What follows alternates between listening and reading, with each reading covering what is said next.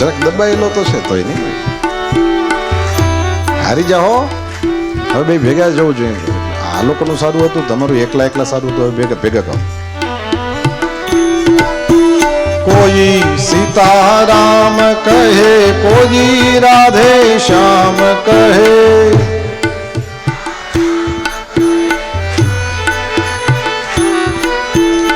આનો મતલબ સમજણો?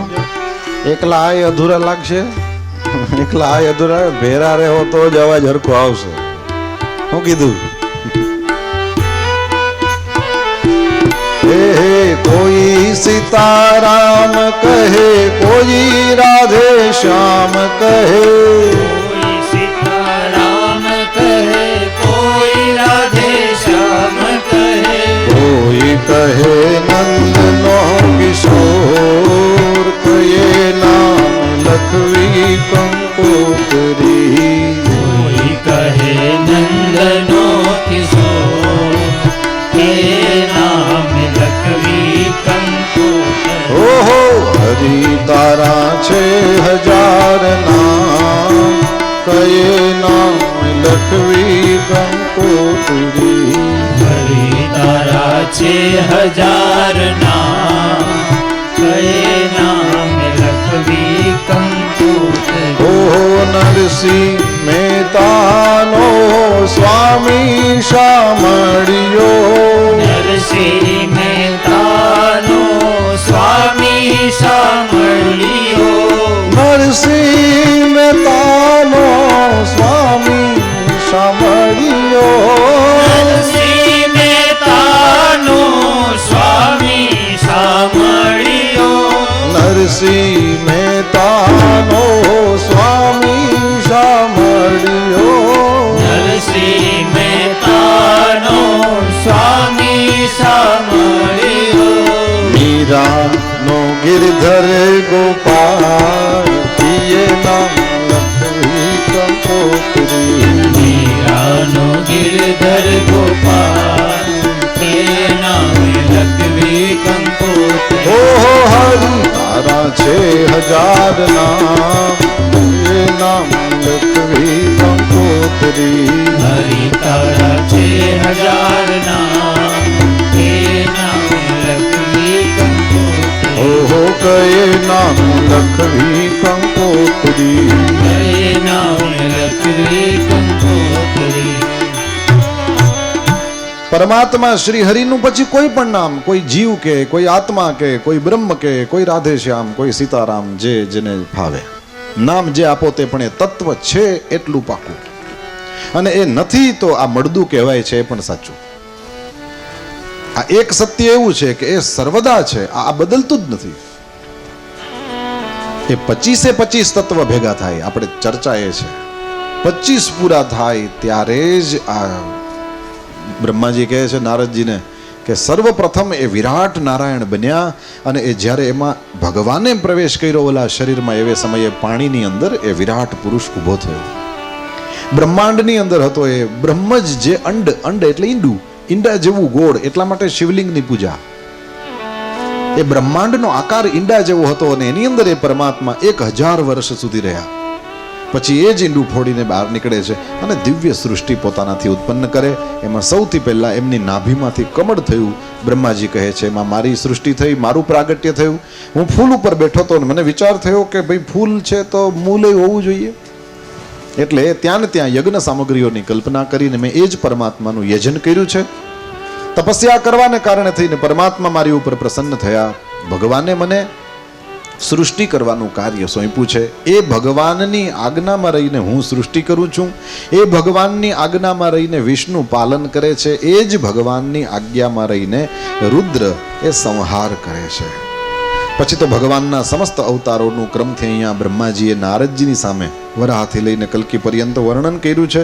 અને એ બાદ પરીક્ષિત રાજાએ અનેક પ્રશ્નો પૂછ્યા, જીવ વિશે, જગત વિશે, બ્રહ્મ વિશે, અનેક પ્રકારના પ્રશ્નો. અને એના ઉત્તરમાં શ્રી બ્રહ્માજીએ એમને કથા સંભળાવેલી છે, શ્રી સુખદેવજી એમને કથા સંભળાવેલી છે. આ તરફ બ્રહ્માજીને જે જ્ઞાન દ્રષ્ટિ જોતી હતી એ ન હતી, એટલે ભગવાને તપ કરવાનો આદેશ આપ્યો. બ્રહ્માજીએ ભગવાનને જોયા નથી, પણ ભગવાનની વાતને માનીને તપ કરવા બેઠા. ભાગવતજીમાં લખેલું છે 100 દિવ્ય વર્ષ પર્યંત બ્રહ્માજીએ તપ કર્યું છે. એ તપ કર્યું એટલે ભગવાન પ્રસન્ન થયા. ભગવાને પોતાના લોકના દર્શન કરાવ્યા છે બ્રહ્માજીને. ભગવાને પોતાના સ્વરૂપના દર્શન કરાવ્યા છે બ્રહ્માજીને.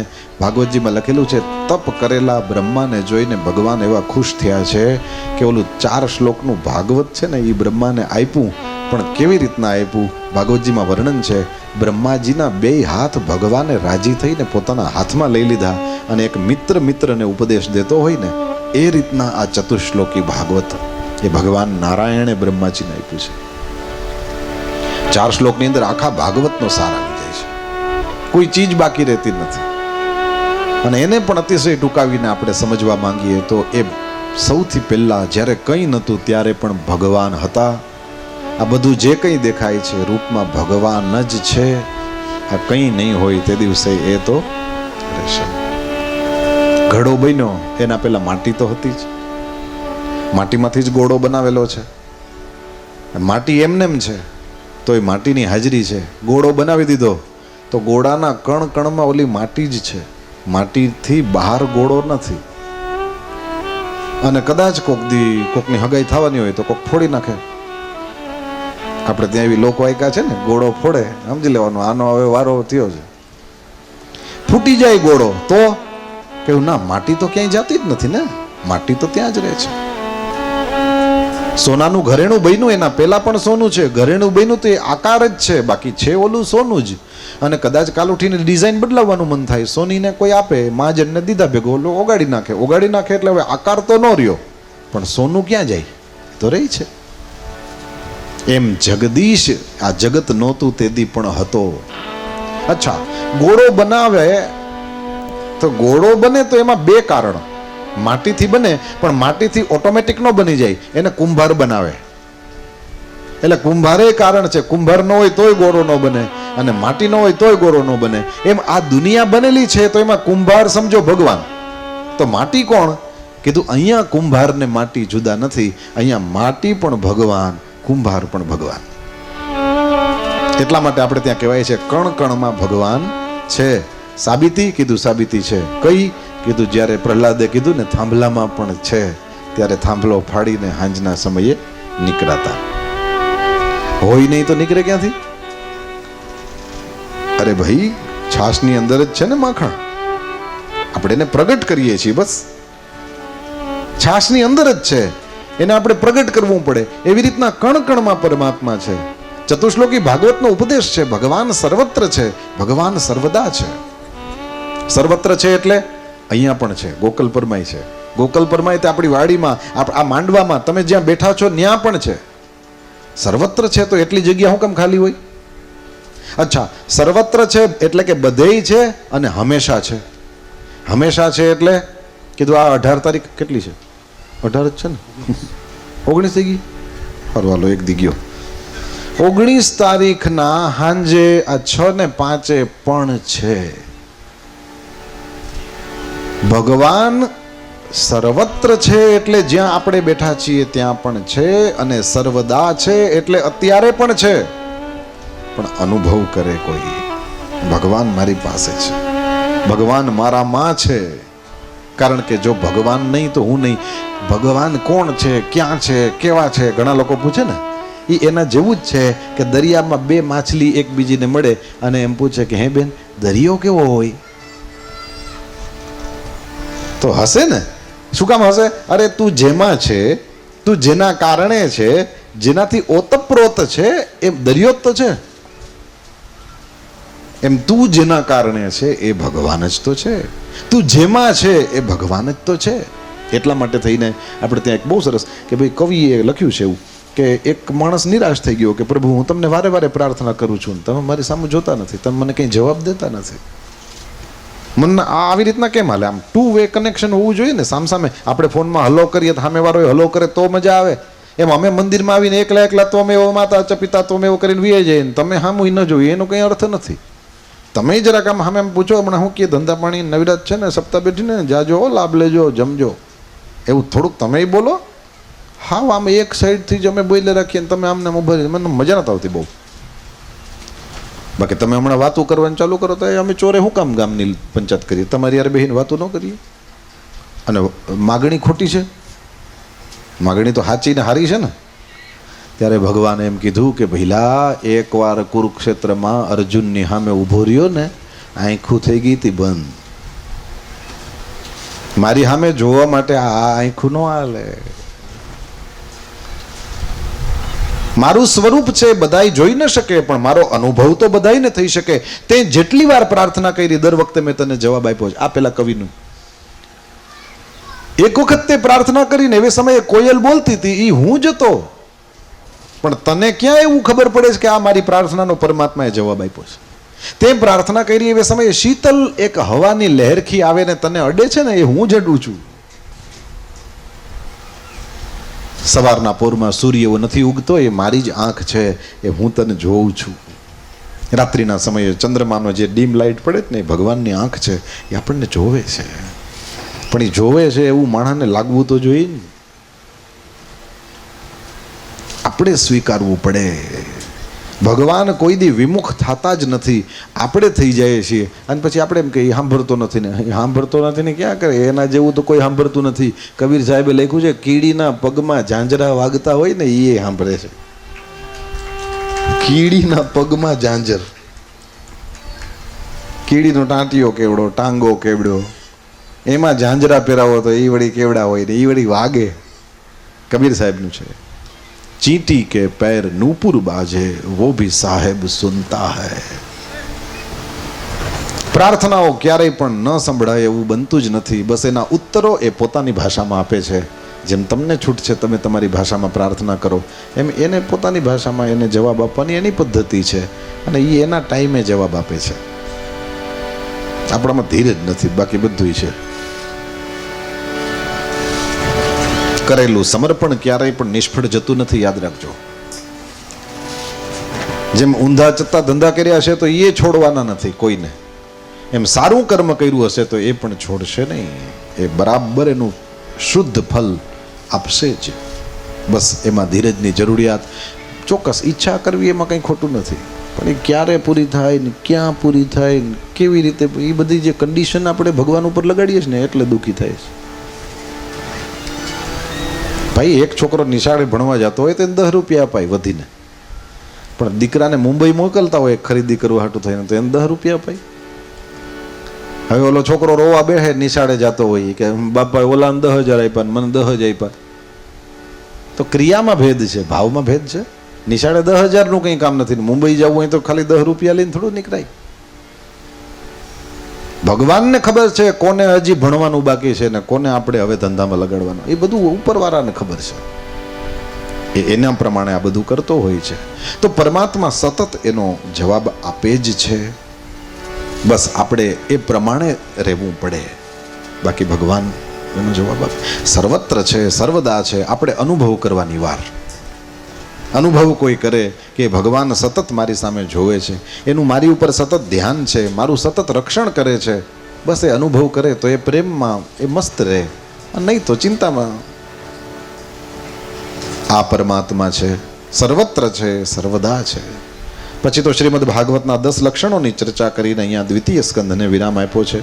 તૃતીય સ્કંદની અંદર વિદુર કાકા દુર્યોધને અપમાન કર્યું એટલે ઘર મૂકીને વયા ગયા હતા. દુર્યોધને અપમાન શું કામ કર્યું? કીધું ધૃતરાષ્ટ્રએ બોલાવ્યા વિદુર કાકાને કે કૃષ્ણ ભગવાન એવી સમાધાનની વાત લઈને આવે છે કે ભાઈ 5 ગામ આપી દો તો હાલશે, પાંડવોને લડવું નથી, કજિયાનું મોઢું કાળું કરો.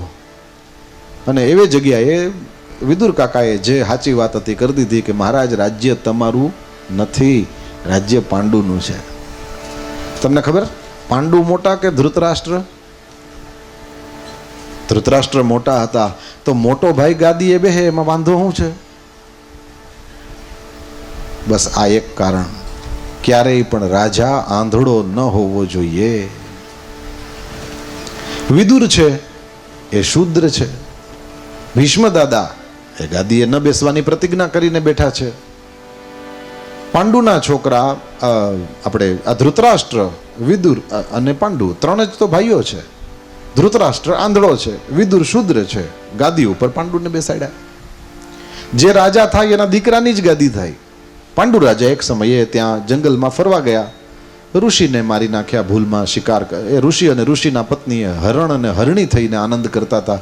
એમાં આણે બાણ માર્યું છે અને ઋષિ પત્ની એણે શ્રાપ આપ્યો, તું તારી પત્ની સાથે એક નહીં થઈ શકે, જો થવા જઈશ તો મરી જઈશ. આ જંગલની અંદર એક જગ્યાએ સ્નાન કરતી પોતાની પત્ની માદ્રીને જોઈને પાંડુ રાજાના મનમાં વિકાર આવ્યો. માદ્રીએ બહુ રોક્યા, પરંતુ મહારાજ રોકાયા નહીં અને એના કારણે એનું મૃત્યુ થયું. હવે પાંડુ મરી જાય તો પછી યુધિષ્ઠિરને બેસાડી દેવાય ને, શું કામ એને આ બધી લપ? કીધું લપ નથી, નિયમ હતો. જેમ રાજા આંધળો ન હોવો જોઈએ એમ નિયમ છે, એમ રાજા બાળક ન હોવો જોઈએ એ પણ નિયમ છે. અને યુધિષ્ઠિર હજી બાળક છે, આને ગાદીએ ના બેસાડાય. એટલે યુધિષ્ઠિર મોટો થાય ત્યાં સુધી ધૃતરાષ્ટ્ર ગાદી સાચવે, આવી રીતના ધૃતરાષ્ટ્રને બેસાડ્યો હતો.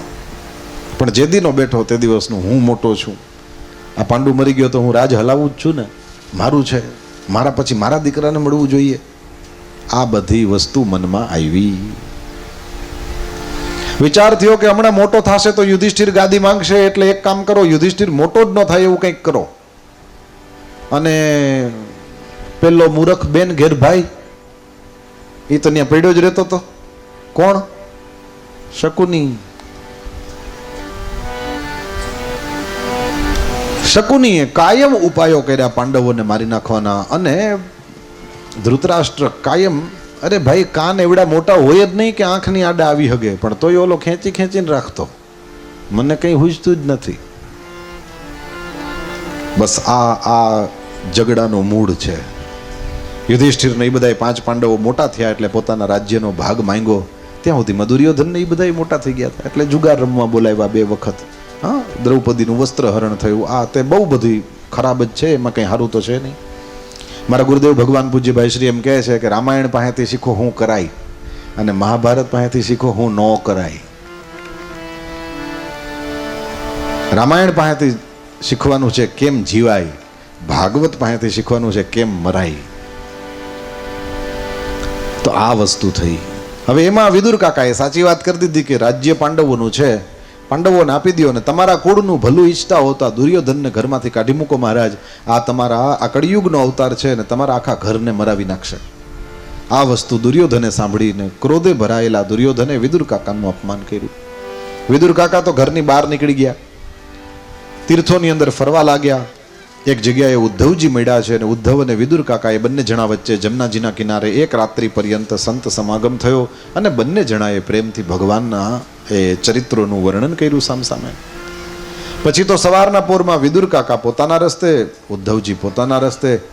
વિદુર કાકાને ઉદ્ધવજીએ સરનામું આપ્યું કે તમે મૈત્રેય ઋષિ પાસે જાઓ, કારણ કે ભગવાન શ્રી હરિએ જ્યારે આ શરીર છોડ્યું ને ત્યારે તમને યાદ કર્યા હતા અને મૈત્રેય ઋષિને કીધું હતું કે મારો ભગત વિદુર આવે ને તો એને તમે મેં જ્ઞાન જે તમને આપ્યું છે એ તમે એને દેજો. વિદુર કાકા તૈયાર થયા છે, મૈત્રેય ઋષિના આશ્રમમાં આવ્યા. મૈત્રેય મુનિએ કીધું મહારાજ તમે પ્રશ્ન પૂછો ને એના ઉત્તરમાં હું આપને કથા સંભળાવું.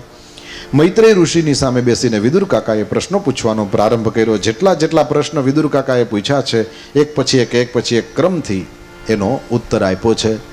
વિદુર કાકાએ પણ સૃષ્ટિનો પ્રશ્ન પૂછ્યો ત્યારે સૃષ્ટિ વિશે એક વર્ણન કર્યું છે. દેવતાઓ પ્રગટ થયા અને ભગવાનની સ્તુતિ કરી, એની ચર્ચા છે અહીંયા. એ બાદ વિદુર કાકાએ સૃષ્ટિ વિષયક જ્યારે અનેક પ્રશ્ન પૂછ્યો ત્યારે ભગવાન પ્રસન્ન થયા અને ભગવાને બ્રહ્માજીને આ સૃષ્ટિ કરવાનું જ્ઞાન આપ્યું. ત્યાં સુધીની વાત થઈ. બ્રહ્માજીના દ્વારા અનેક પ્રકારની 10 વિધ સૃષ્ટિની ચર્ચા છે. 2 પગવાળા, 4 પગવાળા, અનેક પગવાળા, વગર પગના, પાણીમાં રહે એવા, પાણીમાં રહે ને બહાર નીકળે એવા, જમીન ઉપર રહે એવા, જમીન ઉપર રહે એવા, પાછા હવામાં ઉડી જાય એવા અનેક પ્રકારના. આપણે ત્યાં 84 લાખ યોની છે એમ કહે છે. એ બધું બનાવ્યું ખરું બ્રહ્માજીએ, પણ એની મેળે હાલતું નહોતું. એટલે બ્રહ્માજી બહુ વિચારે ચડ્યા કે હવે આનું મારે કરવાનું શું. ભગવાને જ પ્રેરણા કરી છે.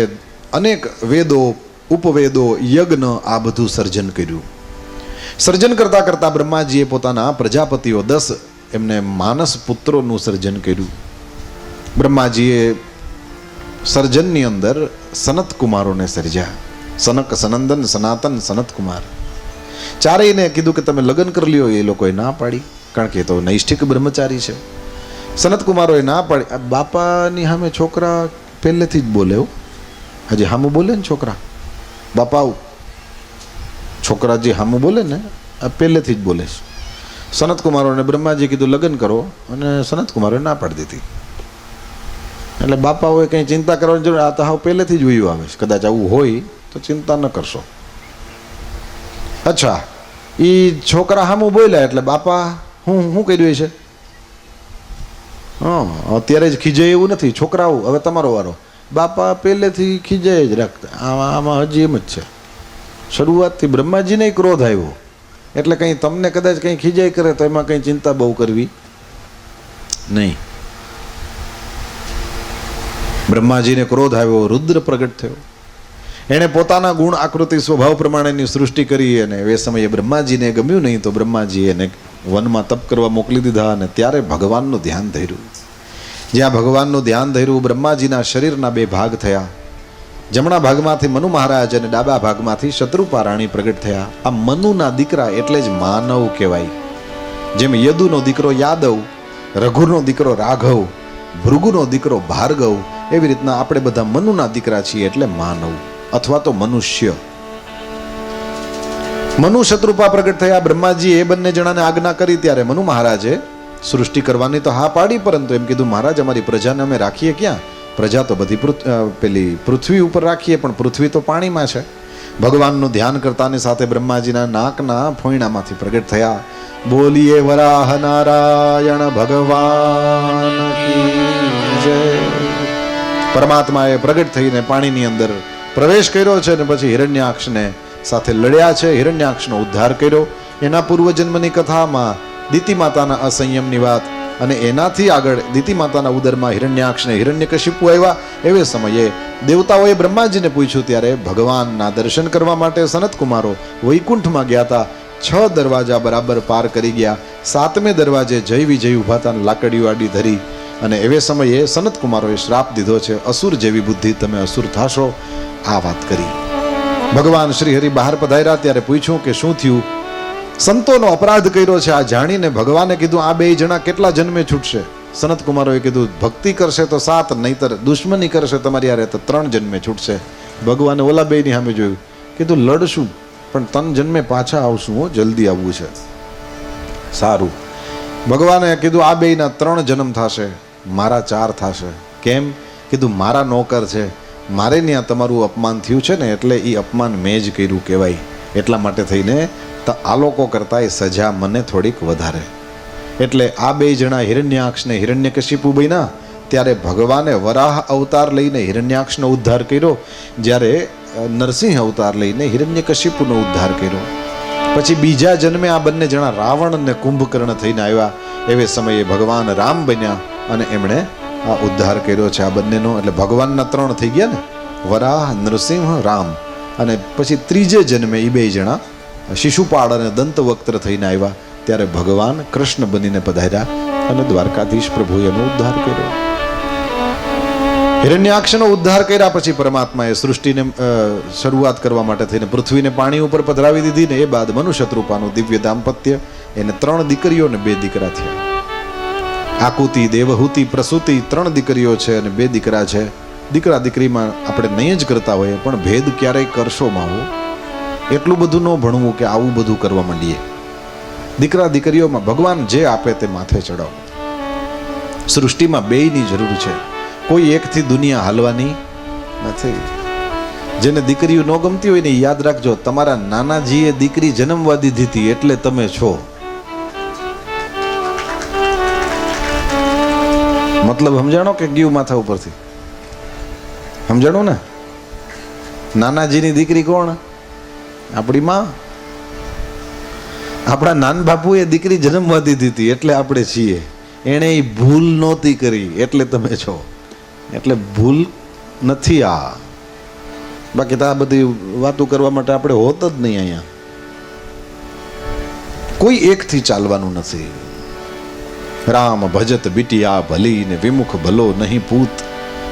ભગવાનનું ભજન કરતી હોય તો દીકરી ભલી ને વિમુખ હોય, હરિથી વિમુખ હોય તો દીકરો ભલો નહીં. રામ ભજત બિટિયા ભલી ને વિમુખ ભલો નહીં પૂત. શબરી તો વૈકુંઠ ગઈ ધુંધુકારી ભયો ભૂત. શબરી કોકની દીકરી જ હતી. રામ સામેથી હાલીને ગયા અને ધુંધુકારી, રાવણ, અજામિલ આ બધા દીકરા જ હતા ને, કે દીપડા હતા? દીકરા જ હતા. દીકરા દીકરીઓ વચ્ચે ભેદ ન કરશો. પરમાત્મા જે આપે માથા ઉપર ચડાવો. મનુષ્યતૃપાનું દિવ્ય દાંપત્ય. સર્વપ્રથમ દેવહૂતિ માતાની કથા. કરદમ દેવહૂતિના વિવાહ થયા. બિંદુ સરોવરના કિનારે કરદમ મુનિ તપ કરતા હતા અને ત્યાં કરદમ મુનિ ઉપર પરમાત્મા પ્રસન્ન થયા. એક બહુ સારી વાત લખેલી છે જે હવે આપણને જોવા નથી મળતી. આ કરદમ ભગવાન, કરદમ ઋષિ તપ કરતા હતા. કરદમ ઋષિ તપ કર્યું, ભગવાન પ્રસન્ન થયા, ભગવાને માંગવાનું કીધું ત્યારે ચોખ્ખે ચોખ્ખું લખેલું છે, મારા જેવા સ્વભાવવાળી મને પત્ની આપો. લગ્ન કરવાતા છાસ જોતી હતી તો દોણી હંતાડી નહીં. પત્નીની આવશ્યકતા હતી. ભગવાનની સામે ક્લિયર કટ કહી દીધું કે મને પત્ની આપો. દંભ નો કર્યો. આપણે કરવું બધું અને પાછા નંબર 1 દંભી કે નહીં.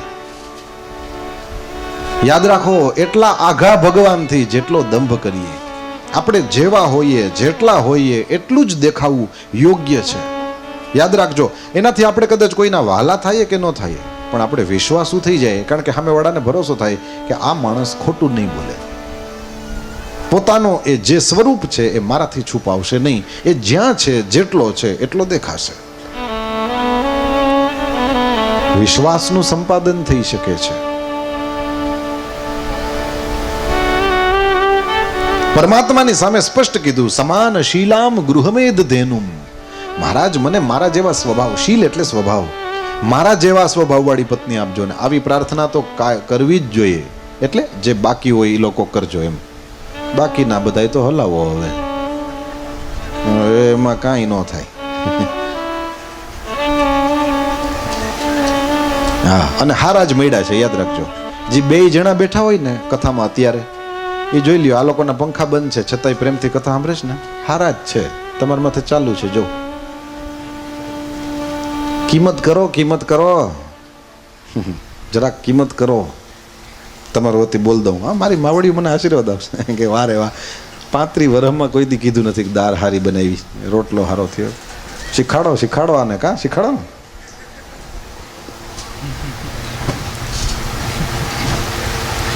એટલે આલોક બગાડીને થોડા પરલોક સુધરે કે નહીં. અહીંયા તમારી આજુબાજુ છે એ બધાને તમે રાજી રાખી શકો. આ નથી કૃષ્ણ ભગવાન વિશે એવું કહેવાય ને, કૃષ્ણ ભગવાન 16,108 રાણીઓ હતી, બધાયના મેલમાં નારદજીએ જોયા હતા, એવી કથા છે. 16,108 ના બધાયના મેલમાં કૃષ્ણ છે. એનો સીધો મતલબ એટલો કે તમારા પરિવારમાં જેટલા સભ્ય હોય એ બધાયને એમ થવું જોઈએ કે આનું ધ્યાન મારા ઉપર છે. મેં કંઈક સારું કર્યું હોય તો વખાણ કરવામાં આ સૌથી પહેલો હોય છે કે પહેલી હોય છે. મારું ધ્યાન રાખવામાં આ સૌથી આગળ છે આપણા ઘરમાં. આવી રીતના બધાયને થવું જોઈએ એકબીજા તરફથી. હું ગઈકાલે પણ સાંજે બોલ્યો, હું આજે પાછો કહી દઉં આપને, દુનિયાની આખી દુનિયાને તમે રાજી ન કરી શકો કંઈ, પણ ઘરનાઓને તો કરો. ઘરના એટલે ઘરવાળી નહીં, ઘરના એટલે એક ઘરની અંદર જેટલા હોય એ બધાય. તમારા છોકરા તમારાથી રાજી હોવા જોઈએ, તમારા માતા પિતા તમારાથી રાજી હોવા જોઈએ, તમારા ભાઈ બહેનો તમારાથી રાજી હોવા જોઈએ, તમે પતિ પત્ની એકબીજાથી રાજી હોવા જોઈએ. ઉપરવાળો ખુશ જ છે, નહીતર અહીં બેઠા હોય ન લગાડી દઈએ ક્યાંક, હે ને. પરમાત્માની કૃપા જ છે એટલે જ આપણે અહીંયા બેઠા છીએ. તો ઉપરવાળો દ્વારકાધીશ તો રાજી જ છે. સમજી લેજો, એને નારાજ કરવા વાળો પેદા નથી થયો. એને નારાજ કરવા વાળો દુનિયામાં કોઈ પેદા નથી થયો. એ કૃપા જ કર્યા રાખે છે. પારસમણી છે સાહેબ, જે લોખંડને અડશે એને સોનું કરી દેશે. પારસમણી છે, એને નારાજ કરવા વાળો કોઈ પેદા. અને એ નારાજ થાય તો ભઠેડી ન નાખે. ન્યા બેઠો બેઠો ભમર વાકી કરે તો આખી દુનિયા ઊંધી ચતી થઈ જતી હોય. એ મારા તમારા ઉપર ખીજાય તો આપણે છીએ હું તી ખીજાય આપણા ઉપર. એ રાજી જ છે, પણ તમારી આજુબાજુ તમારા સ્વજનો છે એને રાજી કરવાની ચેષ્ટા કરો. તમારાથી થાય એટલા મદદરૂપ થાવ. જરા કેમ લાગે કે હા દીકરો વહુ તૈયાર થાય છે, ભાટીએ ફરવા જાય છે, એટલે તરત કેવું, હવે છોકરાઓને રાખીને જાજો, તમે બે ફરી આવો આરામથી, અમે સાચવશું. તરત જ કહી દેવું, રાજી થશે.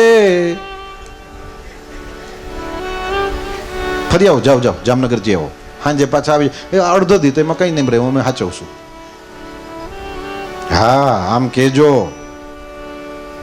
અને જો એમ બોલ્યા કે આ તમારી પરજાન લેતા જાજો હો, એટલે મનમાં ઓલે તૈયાર થતા થતા એમ બોલે કે આ હો વર્ષ ન કરે હો. અને તો ઘણા એમ બોલે છે ખરા કે મરતી નથી.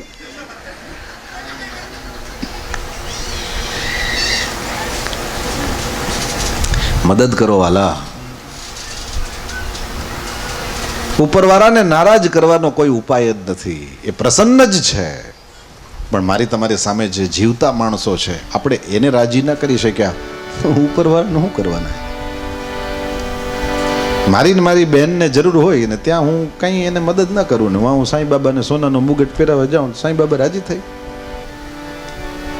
તિરુપતિ જઈને ત્યાં હું આખા દિવસનો ઉત્સવ લખાવું, લાખ રૂપિયાને દાન કરું, મારો જ ભાઈ બિચારો એને જ સગવડ ન હોય.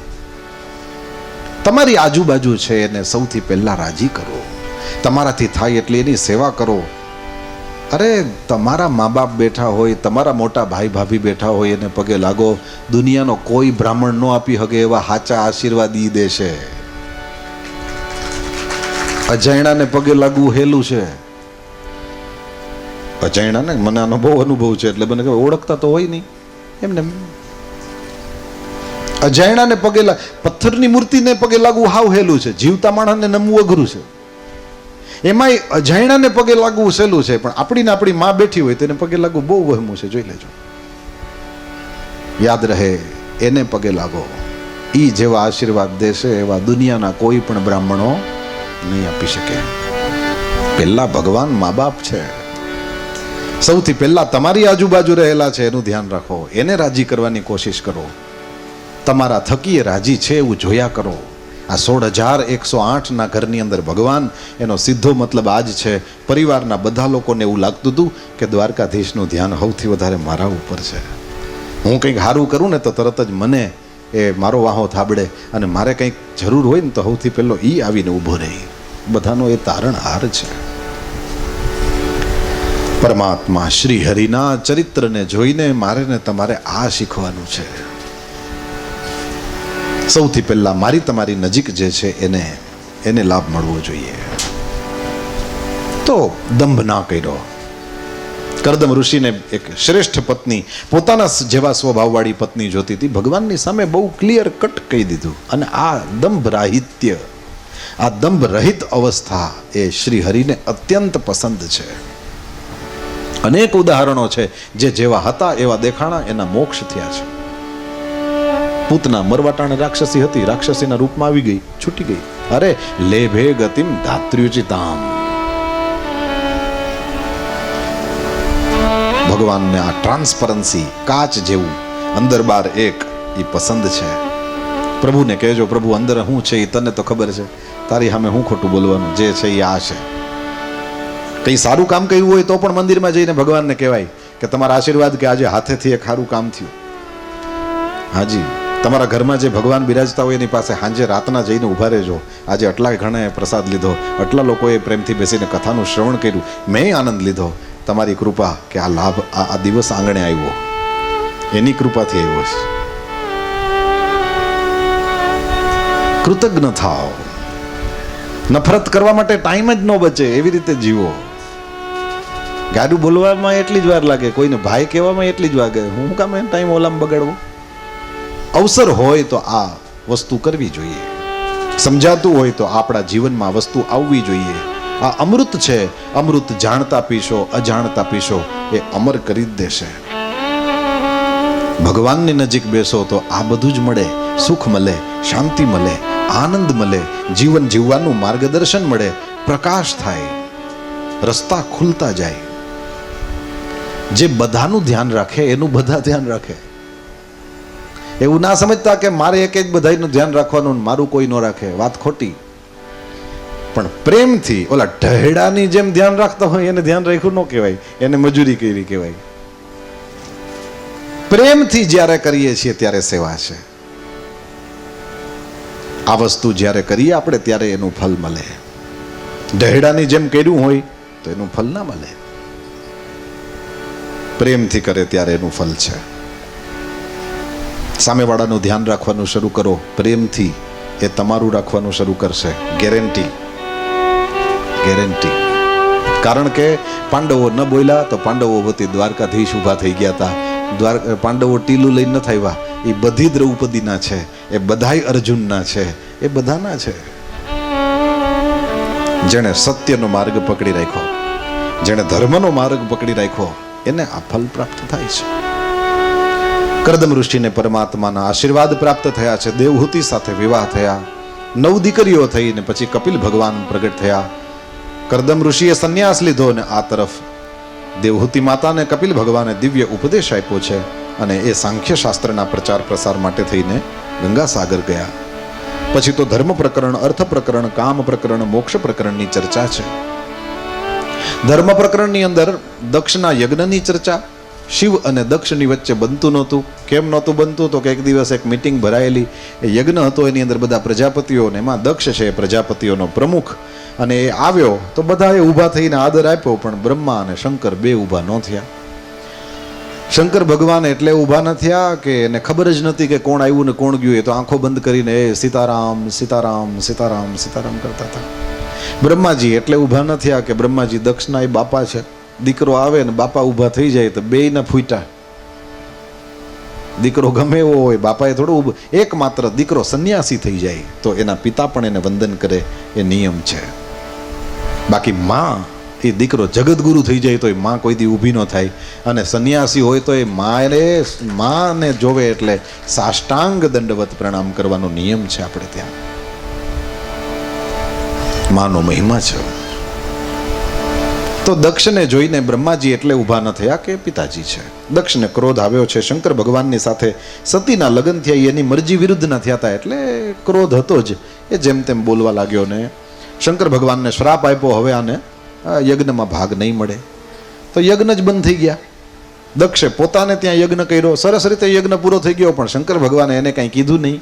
શું કામ કે આપણે ભગવાનને ભોગ ધરી હતી, ભગવાન હાટું કે આપણા હાટું? બોલો, આપણે ભગવાનને ભોગ લગાડીએ તો એ ભગવાન હાટું કે આપણા હાટું? અરે બીજું બધું મૂકો, સાચું કેજો, ખાઈ જાય તો રોજ ધરીએ? ખાઈ જાય, જો ઘરનું કંઈ કામ ન કરે. આ તમે એમ કહો કે કબાટની ચાવી ખોવાઈ જાય એટલે એને વળી આમ કબાટની નીચે જોવાનું, શેટી નીચે જોવાનું. ખાલી ખાઈ જાય. ખરેખર ખાઈ જાય તો કેટલા જણા ધરે? આવું જ છે. એટલે ભગવાનને ખબર છે, એટલે આમ જોવે ખરા પણ અડે નહીં. એ કે હું હમણાં ઉપાડીશ તો કાલ નહીં ધરે. હા, પરમાત્મા એ વસ્તુનો સ્વીકાર ત્યારે કરે જ્યારે કોઈ ભક્ત ભાવથી ધરે. એમાં તો કોઈ કર્માબાઈ જેવી હોય. હા, થારી ભર કે લ્યાઈ ખીચડો, રાજસ્થાનની ભાષા. ઓ ઉપર ઘી કી બાટ કી, અને જીમો મારા શ્યામ ધણી, જીમાવે બેટી જાટ કી. જાટ એક જાત હોય. કર્માબાઈ એ જાટ હતા. થારી ભર કે લ્યાઈ ખીચડો, ઉપર ઘી કી બાટ કી, અરે જીમો મારા શ્યામ ધણી, જીમાવે બેટી જાટ, જીમાવે બેટી જાટ કી, જીમાવે બેટી જાટ કી, જીમો મારા શ્યામ ધણી, જીમાવે બેટી જાટ કી, શ્યામ ધણી, જીમાવે બેટી જાટ કી, જીમો મારા શ્યામ ધણી, જીમાવે બેટી જાત કી, જીમો મારા શ્યામ ધણી, જીમાવે બેટી જાત કી. અરે બાબા મારો ગાँव ગયો है, ना जाने कब आवेगो, भूखे भरोसे बैठो सांवरा, भूखो ही रह जाओगे. बाबा मारो गाँव गयो है, ना जाने कब आवेगो, भूखे भरोसे बैठो सांवरा भूखो ही रह जाओगे आज जिमाऊं तने खींचड़ो काल राब छाछ की आज जिमाऊं तने खींचड़ो काल राब छाछ की झीमो मारा श्याम घणी जिमावे बेटी जाट की जिमावे बेटी जाट की जिमावे बेटी जाट की जीमो मारा श्याम धनी जिमावे बेटी जाट की जीमो मारा श्याम धनी जिमावे बेटी जात की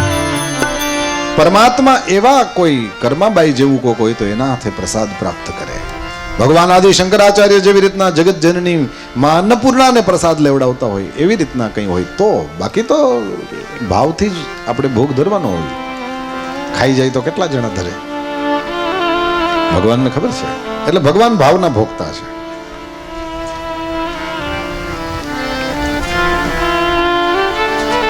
શંકર ભગવાનને દક્ષે ભોગ ના ધર્યો તેનાથી એનો યજ્ઞમાં ભાગ ના રાખ્યો તો એને શંકરને કઈ ફેર નથી પડતો. ફેર પડે એ બધું દક્ષને પડે. આપણે ભગવાનને ભોગ ધરીએ એનાથી એ વસ્તુ પછી પ્રસાદ બની જાય. એ જે ફેર પડે એ આપણને પડે છે. દક્ષે બીજી વાર યજ્ઞ કર્યો અપમાન કરવા માટે થઈને 33 કરોડ દેવતાઓને આમંત્રણ, એકમાત્ર શંભુ ભવાનીને નહીં. દેવતાઓ કૈલાસ ઉપરથી વિમાન લઈને જવા લાગ્યા. ભવાનીએ પૂછ્યું આ ક્યાં જાય છે? ત્યારે શંકર ભગવાને કહેવું પડ્યું કે તમારા પિતાને ત્યાં યજ્ઞ છે. ને ભવાનીને બહુ ચિંતા થઈ. બાપ અને પોતાનો ધણી એ બે વચ્ચે ન બનતું હોય ત્યારે સૌથી વધારે ભોગ બને એ પેલી સ્ત્રી. વિચાર કર્યો કે ભાઈ આ સંબંધ એવો નથી કે ગમે ત્યારે આપણે હવે નથી રમતા એમ ન કહી દેવાનું હોય. અત્યારે તો છૂટાછેડાનું પ્રમાણ વધ્યું છે. કંઈ ભગવાનની દયા, લગભગ ગામડામાં તો હજી એટલું બધું નથી. અને ભગવાન કરે તમને ઓલે કંઈક આંજણ હોય તો તમને બધાને આ બધું અહીં ન કરે કોઈ દી. શહેરોમાં તો તમે જોવો તો હાવ જાણે ઢીંગલા પોતિયાની રમત જ છે. જોડાતાય વાર નહીં ને તોડતાય વાર નહીં. હા, હાવ રમતની જેમ એમ. બસ જરા કામ થયું નથી.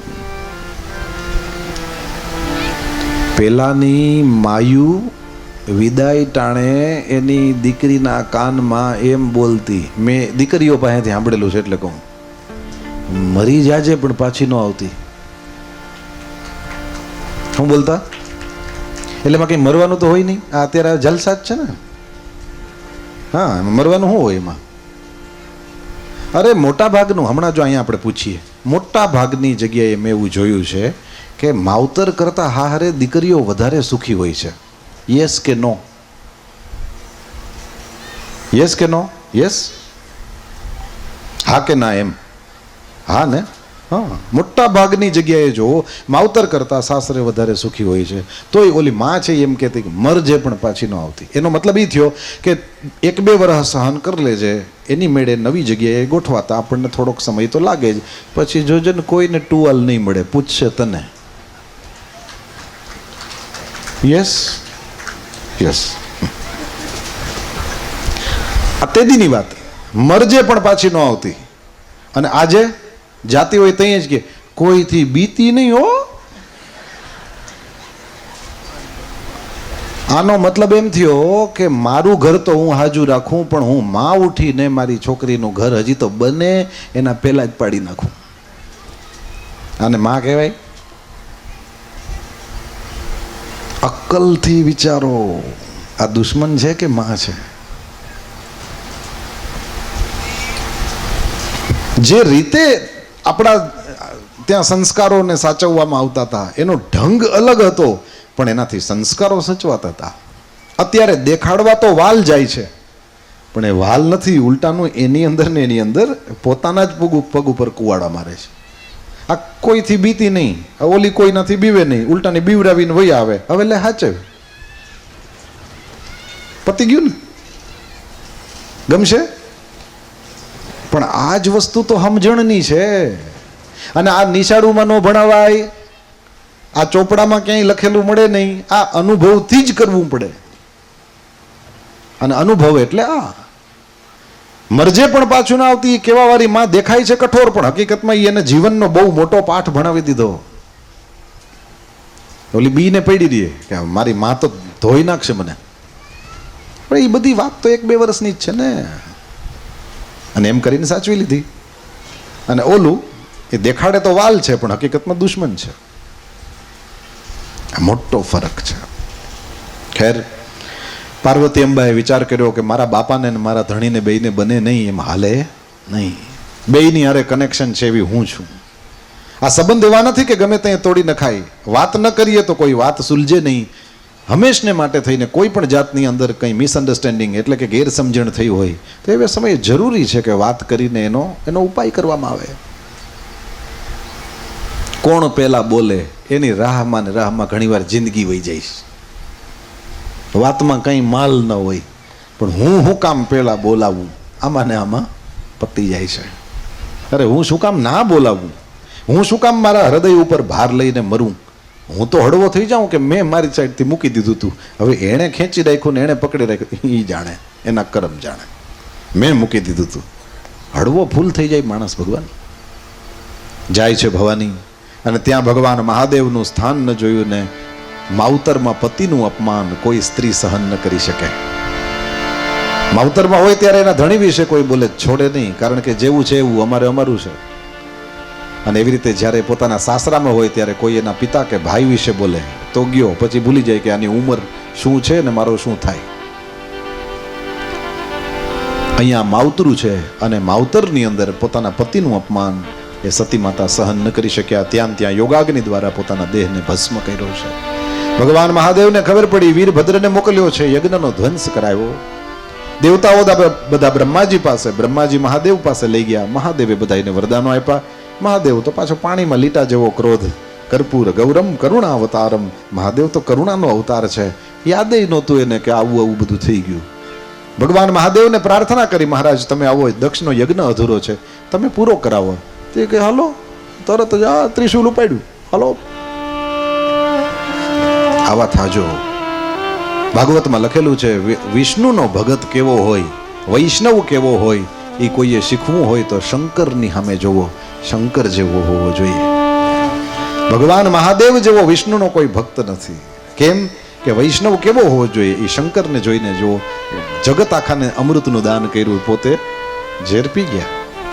આવી વાત આવી ત્યારે દક્ષ જેણે આટલું અપમાન કર્યું છે, જેના કારણે પોતાની પ્રિય પત્ની સતીએ શરીર છોડી દેવું પડ્યું, ઈ દક્ષને પણ માફ કરી શકે છે. આ વૈષ્ણવતા છે.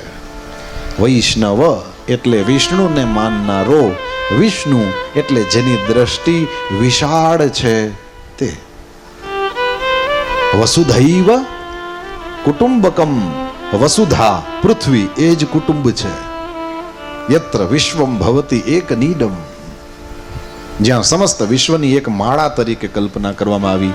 એક માળામાં જેમ પક્ષીઓ ભેગા રહેતા હોય એવી રીતના વિશ્વમાં આપણે સૌ રહીએ. આ પ્રકારનું આપણે ત્યાં વેદના મંત્રો પડે છે. માફ કરી દીધો દક્ષને અને યજ્ઞ પૂરો કરાવ્યો છે. યજ્ઞ કુંડમાંથી પ્રગટ થયા. બોલીએ યજ્ઞ નારાયણ ભગવાન કી જય. ભગવાન વિષ્ણુએ પ્રગટ થઈને દક્ષને કીધું, દક્ષ મારામાં, બ્રહ્મામાં કે મહેશમાં કોઈ જાતનો ભેદ કરવો નહીં. રામને માને ને શિવને ન માને તો એને એ રામને હરખો માનતો જ નથી. શ્રીનાથજીને માને ને શંકરને ન માને એ શ્રીનાથજીનો અડધો ભગત છે, પૂરો નથી. કારણ કે શ્રીનાથજી પોતે મહાદેવને માને છે. કૃષ્ણ ભગવાન અહીંયા શંકરનું ભજન પૂજન કરવા ગયા હોય એવી કથાઓ છે ભાગવતમાં. ભગવાન રામે તો જ્યોતિર્લિંગની સ્થાપના કરેલી છે, રામેશ્વર. વિષ્ણુ શિવને માને છે. વૈષ્ણવોને શું વાંધો હોય, એ લોકો માને છે. ઘણા લોકો એમ કે વૈષ્ણવો શિવનું નામ નથી બોલતા. હાવ ખોટી વાતો, એવું કંઈ છે જ નહીં. હા, વૈષ્ણવો યમનાષ્ટકનો પાઠ કરે, એમાં શિવવીરન છે દેવસ્તુ તે, એવી રીતના એક શ્લોક વલ્લભાચાર્યજીએ લખેલો છે. રોજ શિવનું નામ બોલે છે, નથી બોલતા એમ નહીં, રોજ બોલે છે. એવું કંઈ છે જ નહીં.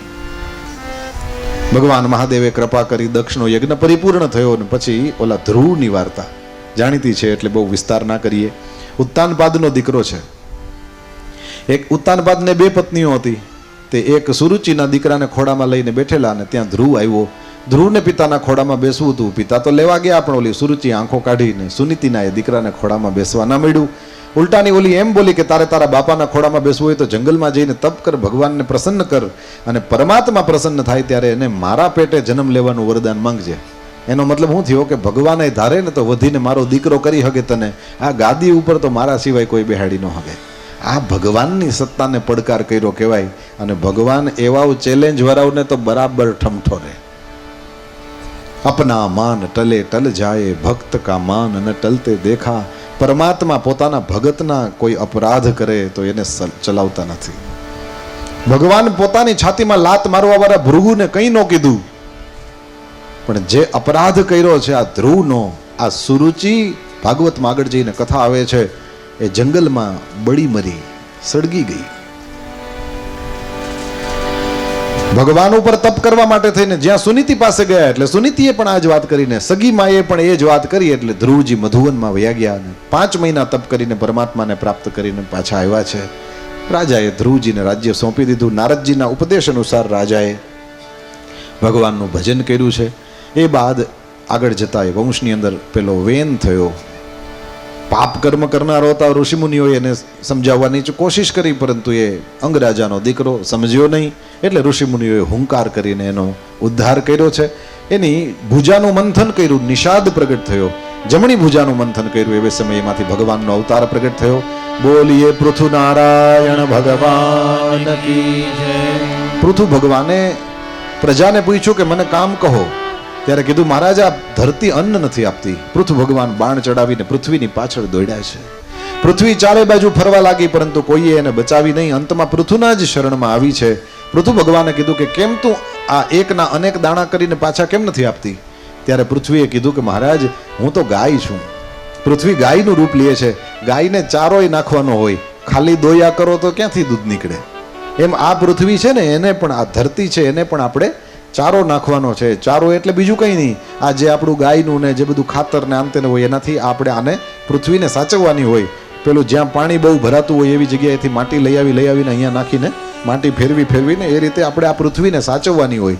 બાકી તો આની અંદર યુરિયા નાખીને હવે ચોઈસે જ રાખો. તો શું થાય કે બાપાઓએ તો છોકરાઓને વાડીઓ દીધી, પણ છોકરા એના છોકરાઓને પ્લોટ દેહે. ને વાડી ને પ્લોટમાં હું ફેર એ ન સમજતા હોય એવા તો આપણે એટલા ભોળા તો નથી.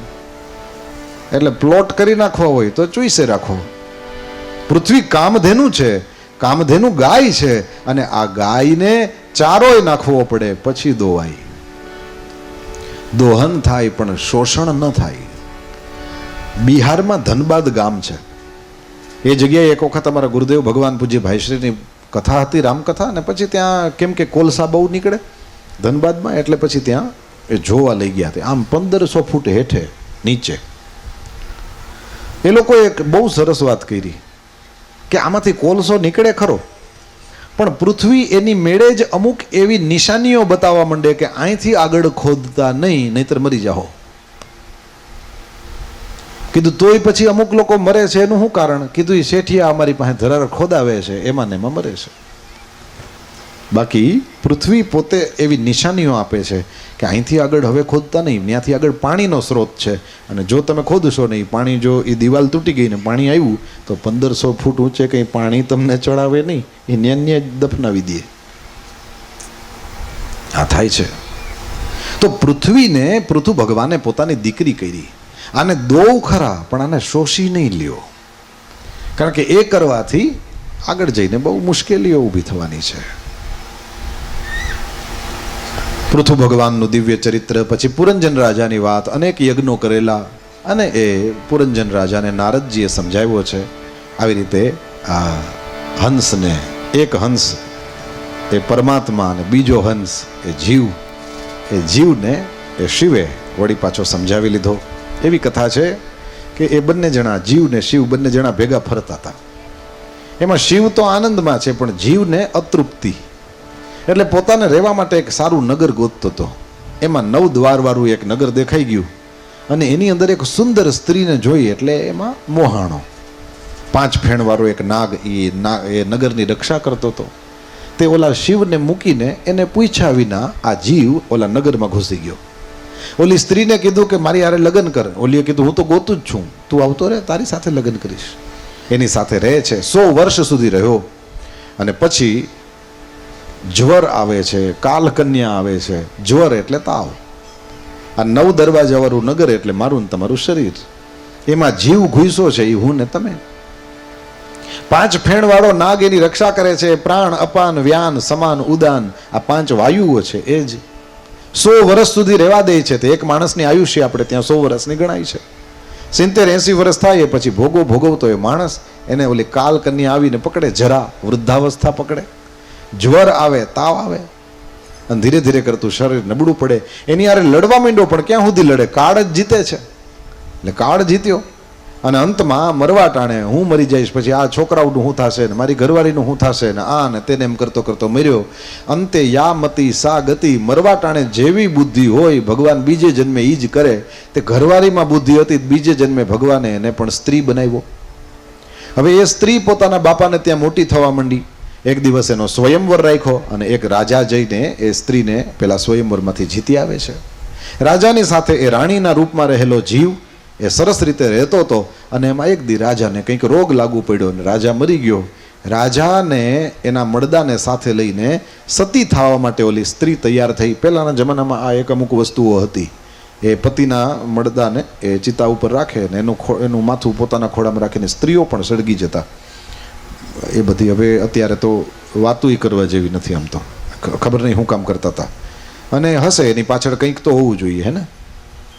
પણ આ જે જીવ જે સ્ત્રીનું ચિંતન કરતો કરતો મર્યો અને સ્ત્રી થઈ ગયો, એણે પણ પોતે આ સતી થવા માટે જ્યાં એ કર્યું, એટલે હજી તો આગ લગાડે એના પહેલા ઓલો શિવ જેને મૂકીને ઓલા 9 દરવાજાવાળા નગરમાં ઘૂસી ગયો હતો, એને હામો આવીને ઊભો રહ્યો.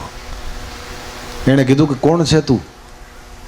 કીધું મારું નામ વૈદર્ભી છે, હું સ્ત્રી છું. આ કોણ છે? કીધું મારો ધણી છે, એ મરી ગયો છે. ઓલો બ્રાહ્મણના રૂપમાં સામે આવેલો જે શિવ છે એણે એમ કીધું કે યાદ છે કઈ કે આ વૈદર્ભી જ છો? કીધું કેમ યાદ એટલે? કીધું કોઈ પુરંજન હતો? એટલે એણે કીધું કે ના, મને કંઈ યાદ નથી. કીધું ક્યાંથી યાદ હોય? મારી ભેગો ફરતો તો 9 દરવાજાવાળું નગર જોયું, ઓલી સ્ત્રીને જોઈ, એમાં મોહાણો, મને પૂછ્યા ગઈ છે વિનાનો અંદર ઘૂસી ગયો. 100 વર્ષ ન્યા રહ્યો, ભોગો ભોગવા, એક દી મરી ગયો. મરવા ટાણે આ સ્ત્રીનું ચિંતન કરતો કરતો મર્યો તો, એટલે ભગવાને બીજે જન્મે તને સ્ત્રી કર્યો. અત્યારે વરી પાછો તારો ધણી મરી ગયો ને તું એમ સમજે છે કે હવે મારે મરવાનું છે. આમ જ કઈ રાખવું છે કે મારી પાસે આવવું છે? આહા! ને જન્મ જન્મના અજ્ઞાનના જે પડદા હતા એ ફાડી નાખ્યા. ત્યારે તો ધ્યાન આવ્યું કે હું કોઈ પુરુષ નથી ને હું કોઈ સ્ત્રી નથી. એ શિવની સાથે કાયમ ફરવા વાળો જીવ એ હું જ છું. આત્માનું જ્ઞાન થઈ ગયું. એવા આત્માને ઓળખ્યા વિના રે ભવના ફેરા એ નહીં તો ટળે હો.